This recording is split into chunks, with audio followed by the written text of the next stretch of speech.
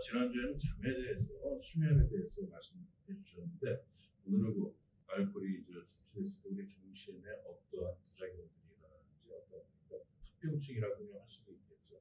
여러 가지 장애, 알코올 중독으로 해서 일어나는 장애, 여러 가지 정신적인 장애들에 대해서 말씀을 해주시겠습니다. 집사님 부탁드립니다. 네, 정신병원에서 생활해보면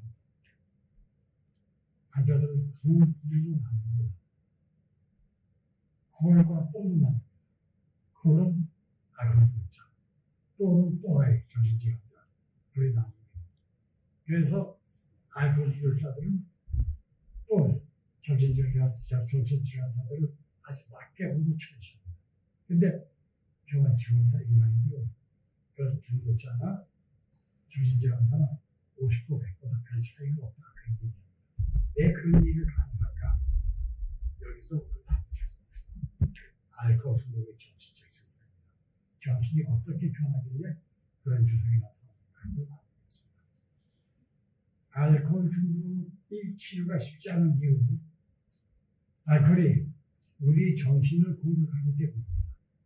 알코올에 의존된 육체는 술을 끊고 약 2개월 정도, 한 달 정도가 경과하면 신체적 의존에서 해방되지만 정신적 의존과 손상은 쉽게 치료되지 않습니다.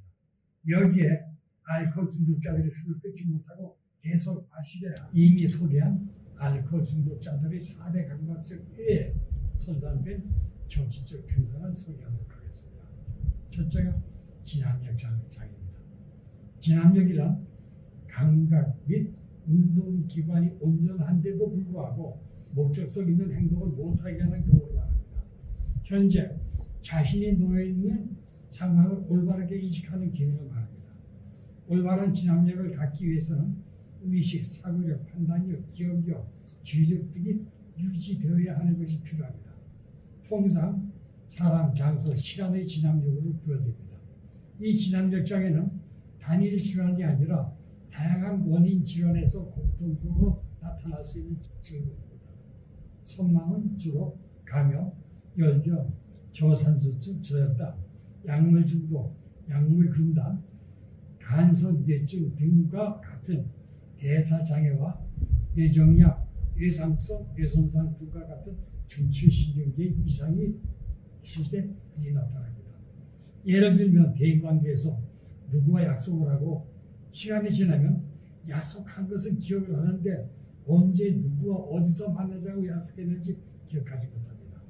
이런 증상은 알코올 중독자들에게 자주 나타납니다. 또 얼굴을 기억하는데 이름을 기억하지 못하기도 합니다. 완벽한 기억이 아니라 부분적인 기억인 겁니다.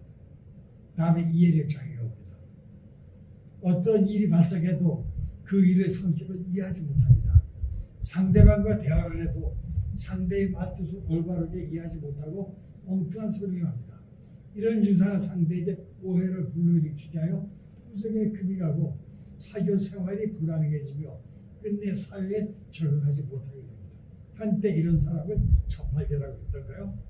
직장에서의 토리가 되고 마침내 고독과 고립이라는 정신적 압박감이 쌓이게 됩니다.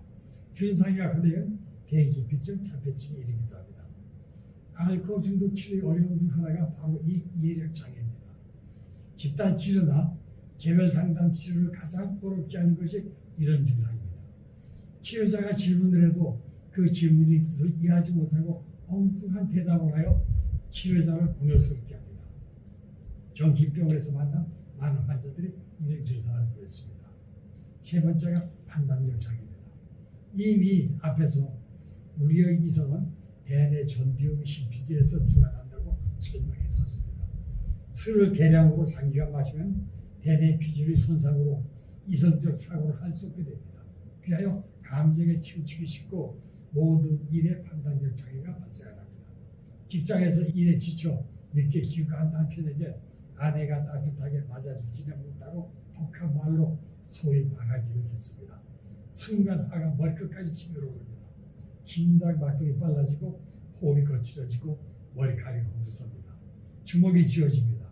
그러나 이성이 생각이라는 것을 하게 합니다. 약한 여자 때릴 때가 어디 있어? 내가 참아야지. 반환을 대로 화풀이해 보아야 나만 손해지 내일 아침 밥상부터 달라질 텐데. 그래서 아내에게 손치검 하는 대신 다른 방법으로 말을 풉니다. 그러다 알코올 중독자가 되어 판단력 장애가 오고 감정에 치우치게 되면 이런 화를 참고 다른 방법으로 화를 해소하는 과정을 생각하게 됩니다. 이성이 하는 문화의 해소 방법을 건너뛰게 됩니다. 패소하게 됩니다. 그리하여 이런 일에 익숙하게 되면 모든 일을 감정이 시키는 대로 처리하게 됩니다. 여기에서 다음과 같은 증상들이 나타납니다. 첫째가 축소증입니다. 이미 알코올 중독자들이 본능적 방어기제에서 설명했지만 그들은 자신이 알코올 중독자라는 사실을 시인하면 술을 못 마시게 되니까 마시기 위해서 누가 가르쳐주지 않아도 본능적으로 술을 마실 수 있는 방법을 개발합니다. 그래서 자신은 술 문제 따위는 없다고 주장합니다. 증거가 명확하여 부정할 수 없을 경우에는 문제가 있기는 하지만 별로 큰 문제가 아니라고 사실을 축소합니다. 그래야 계속 마실 수 있으니까. 이런 일을 자주 하다 보면 나중에는 일상에서 일어나는 실수나 잘못도 이런 식으로 축소해서 판단합니다. 다음 두 번째가 비약성입니다. 축소증과 반대로 자신의 일이 아닌 상대방의 일은 사소한 것이라도 큰 일로 과장하여 생각을 합니다. 한 예로 중독자는 자신의 음주 책임을 겪고 자신의 탓으로 돌리지 않습니다. 가족의 사소한 실수를 자신에게 큰 핍박으로 과도하게 생각하고 그것을 핑계로 술을 마십니다. 그러다 보면 피해의식에 사로잡혀 온갖 방어기제를 사용하여 자신을 지키려는 행동을 하게 됩니다. 그 결과로 나타나는 것이 부정이며 합리화하며 도피며 강迫성입니다. 세 번째가 우회증입니다. 상대방의 말 뜻은 알아들으나 의사 전달에 장애가 옵니다. 자기가 하고자 하는 이야기의 핵심을 말하지 못하고 이야기를 빙빙 돌려 그 윤곽만을 이야기합니다. 알코올 중독자들에게 많이 못 쓰는 증상으로 가족은 물론 치료를 위한 상담자까지 힘들게 합니다. 네 번째가 반복입니다. 같은 이야기를 계속 반복하여 상대를 지루하게 합니다. 상대에게 이야기할 기회를 주지 않는 것은 물론 상대의 말허리를 잘라 혼자 짓거리는 경우가 많습니다. 다섯 번째, 판단이 단순합니다. 정상적인 사람들은 가치 판단을 할 때 자기의 양심이나 사회윤리, 도덕과 법질서 아래 옳고 그름을 판단합니다. 그러나 중독자들은 이런 기능이 저하됩니다. 모든 일을 옳다 그르다로 판단해야 하나 중독자는 그것이 불가능합니다. 중독되기 전의 지적 수준과는 관계없이 동일 현상이 나타납니다. 그들은 옳고 그름이 아니라 좋다 싫다, 즉 쾌, 불쾌로 사고의 기준을 정합니다. 그래서 자신의 음주를 방해하는 사람은 무조건 모두 설리고 자신의 음주를 방임하는 사람은 동지로 인식합니다. 그래서 치료기관에서 중독자에게 술값을 주거나 술을 몰래 제공한 사람을 토살하는 경우는 거의 없습니다. 조폭들의 의지를 버금갈 정도로 동지의식이 강합니다. 그들의 사고는 마치 어린아이처럼 단순해지며 논리적다 단순히 흑백 논리로 변합니다. 그 네 번째, 기억력장애입니다. 이 기억력장애는 이미 알코올 지배와 뇌세포 파괴에서 상세히 나누었습니다. 다시 요약하면 다음과 같습니다. 호금하는 사람들에게 취중의 일을 기억하지 못하는 일과성 기억상실은 흔한 일입니다. 그러나 장기간 대량 음주로 뇌세포가 손상을 입으면 술을 마시지 않는 기간에도 무슨 일을 했는지 기억해내지 못합니다. 인간이 노쇠함에 따라 건망증 증세로 가볍게 생각하기 쉬우나 증세가 심해지면 생활에 불편을 겪게 됩니다. 그 원인을 살펴보면 다음과 같습니다. 중독자뿐만 아니라 대부분의 술꾼들은 일단 술을 마시기 시작하면 식사를 거의 하지 않습니다. 특히 중독자들은 고기를 끊다시피 합니다. 알코올 1g이 약 7kcal 에너지를 만들기 때문에 굳이 식사를 할 필요성을 느끼지 않습니다. 그러나 알코올은 이렇게 높은 에너지를 만들어내나 영양분은 전혀 없는 0칼로리 식품이 일어나는 데서 문제가 발생합니다. 식사를 거를 때 우리 인체의 세포들은 활동을 하기 위해서 에너지가 필요합니다. 그 에너지는 우리가 섭취하는 음식물에서 얻습니다.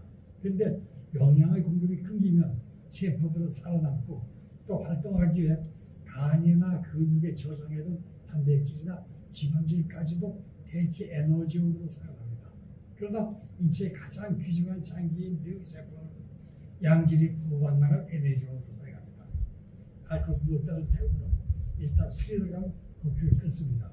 그러니까 뇌가 필요로 하는 포도당의 원료인 탄수화물이 공급이 끊기니까 뇌의 에너지원이 끊기는 겁니다. 이로 인하여 뇌세포는 죽어갈 수가 있습니다.